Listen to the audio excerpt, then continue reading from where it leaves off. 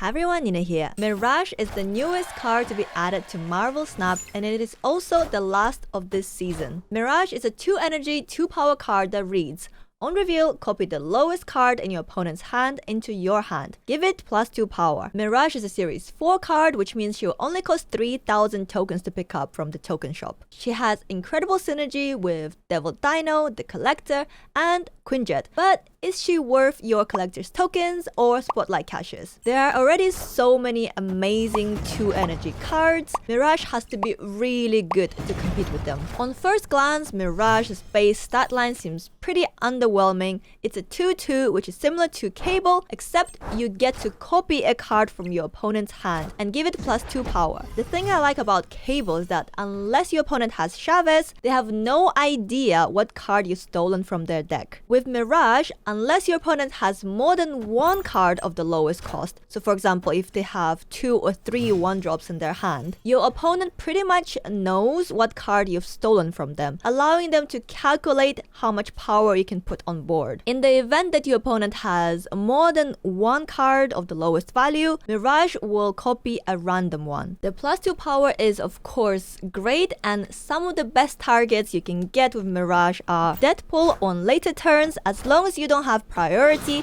and are certain your opponent is going to destroy him on that turn. Of course, waiting until turn 5 is the best, but you might actually end up stealing death depending on how many cards is destroyed already, which to be fair is also amazing. Brood, if you manage to steal Brood, it is basically a 3/12. Same stats as if you would have played both Brood and Silver Surfer, and same goes for Mr. Sinister, who is a 2/8 with Mirage. And of course we have Ebony Maw after it's been silenced by Sauron. A 1/9 with no downside is absolutely incredible. And we have Human Torch that your opponent has been buffing by moving it around and then returning to their hand with Beast or Falcon to avoid a Killmonger. Mysterio is another amazing minion that you can steal with Mirage, because not only the real Mysterio will keep the +2 power, but so will the clones. And of course we have Jeff, a 2/5 that can be played anywhere, is going to be pretty hard to beat. However, if your opponent is playing a deck that does not synergize with yours at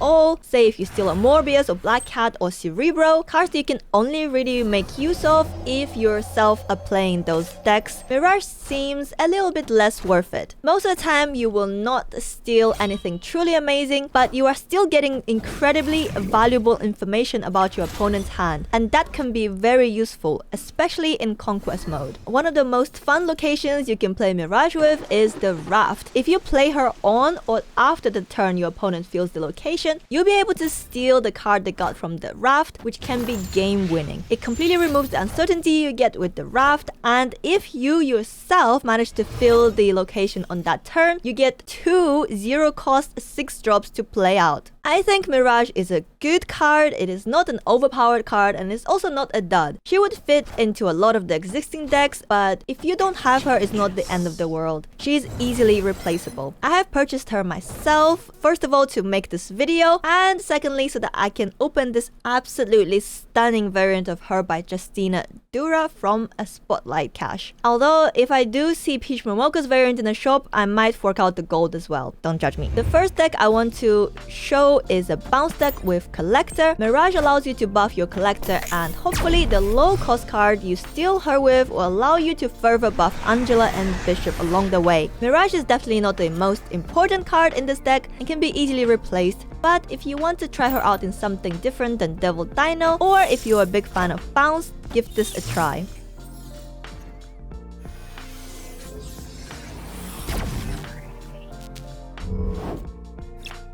Oh, Bishop. Oh, that's really nice. Bishop into Quantum Realm. And obviously we don't play Kitty there anymore. Daredevil. Daredevil's a bit scary because Daredevil means Professor X. Alright. I'll make my Kitty really cheap. Honestly, Kitty still feels pretty strong. Oh, they have a Kitty too. Oh, maybe I can steal their Kitty.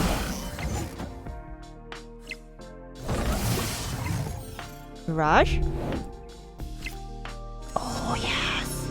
Okay, so we get to steal their kitty maybe, unless they play her. They might Professor X left though, so that's gonna be scary. But maybe they don't have it. We don't know if they have it or not. Yeah, play the demon so it stays on the board. I think that's fine. They definitely don't Professor X right, because they always lose. And I doubt they Professor X middle, because they also lose, because we have Bishop there. So if they do Professor X, it's gonna be on the left for sure. Oh. That looks like Professor X. Oh, yes! A free kitty! Oh, that's amazing. So we know theirs is only 1-3. And ours is 1-5. Okay, that's fine. I can play Hitmonkey middle. Hitmonkey middle, and then one of the kitties. I probably have to play 2 kitties in the middle. Hitmonkey, 1 kitty on the right, and 1 kitty in the middle. We can try to play Mysterio just in case they have Killmonger. If they have Killmonger, then Mysterio is better in the middle.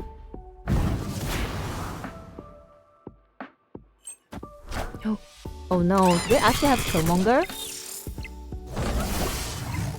That's very scary. 2 cards. Gamora? Oh. It's actually pretty close on the right. I feel like I can't talk about Mirage without showcasing a Devil Dino deck. Devil Dino with Arrow used to be one of my favorite decks when I first entered Series 3, and it helped me to get Infinite a few times. So I have a really soft spot in my heart for Dino. Again, the idea here is simple. We grow our collector and Dino with Mirage and other cards that add more cards to our hand. I can see Nick Fury being replaced by Moon Girl, so you can play 2 Devil Dinos, and to be honest, Mirage can easily be replaced by Sentinel or Maria Hill. Titania? Is this a clogging deck? I think I'll play Collector, because I have cards in my hand that already buff Collector. Ooh, that's not amazing. We're gonna get clogged in the middle. I think I'll have to play something in the middle, because if I don't, they're gonna clog me anyway. Because they're gonna play something in the middle, right? I'm pretty sure. Also, do we get Asgard first, or does Starlight Citadel happen first? Because it should be from left to right. But sometimes it's a bit funny, isn't it? Okay, so they're getting it. Oh, wait. Oh, that worked out really well for us. Alright, this means that they probably have some way of getting rid of the void. They might try to give it to us with the Viper, or they try to eat it. So I think I need to play Cosmo on the right. It's really unlikely for me to get... So I think I'm just gonna do this, and next turn I'll probably just play Dino on the left or something. Very few things will be able to beat Dino. Oh, I think we blocked them.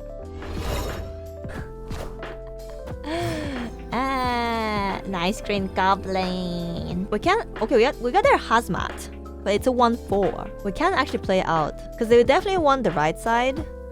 They'll need to play a lot of stuff to win the right side. So playing hazmat is still +1 power, I think, on the left. Oh, that better not be a Shang-Chi. Oh, crap. Okay. Wait, what?